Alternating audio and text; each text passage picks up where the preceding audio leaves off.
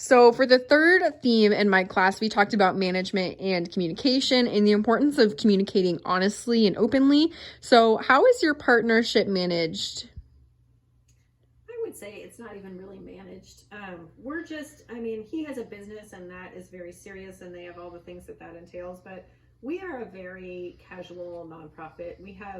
We're serious about our goals and we're serious about helping the community, but we don't run in a way that's really like type A and super organized and having contracts and all that. That's just not who we are. We're very casual, we're open, we're very go with the flow. So when Square Level Plum wants to help, we're open to that. We don't need to manage them or manage our partnership or anything else. That makes sense. That makes sense. And actually, yeah, I would say in addition to that, it's like the the formal legalities, contracts, formal emails and stuff like that. We really believe in the harder relationships, and so we actually rather get together over a cup of coffee or meet in how we can partner and help each other versus doing anything in a more formal setting. Definitely. That makes sense. And then have you guys ever faced any challenges with your partnership? And if so, how did you overcome those challenges? Our nonprofit is pretty new, so we haven't really had time to have a lot of super challenging things. Like so far, things have been pretty good. Our biggest challenge maybe has just been getting off the ground, but I don't think we've had any challenges that I can think of. Yeah, and I would say for them getting off the ground, Square Level Plum is probably their largest assistance financially. So when there's financial needs, they come to us, and then we can make a decision if it's something we want to help with, which most of the time we do.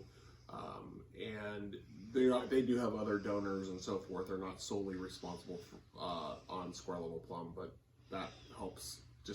So I would say, yeah, there's no real difficulties quite yet. Gotcha. And then do you guys have a communication plan with each other?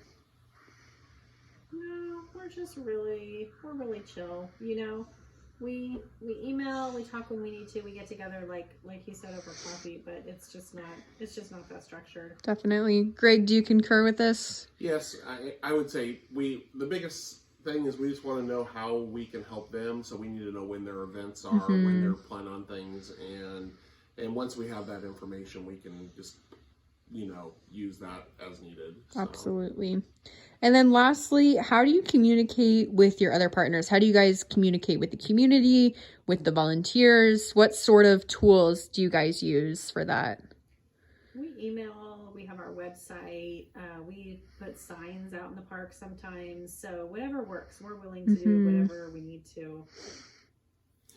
And within our organization, we have formal contracts between our clients and ourselves, but other than that, our employees have, we use emails. Some of them have personal company emails. Most of the time, it's their personal email that we're using.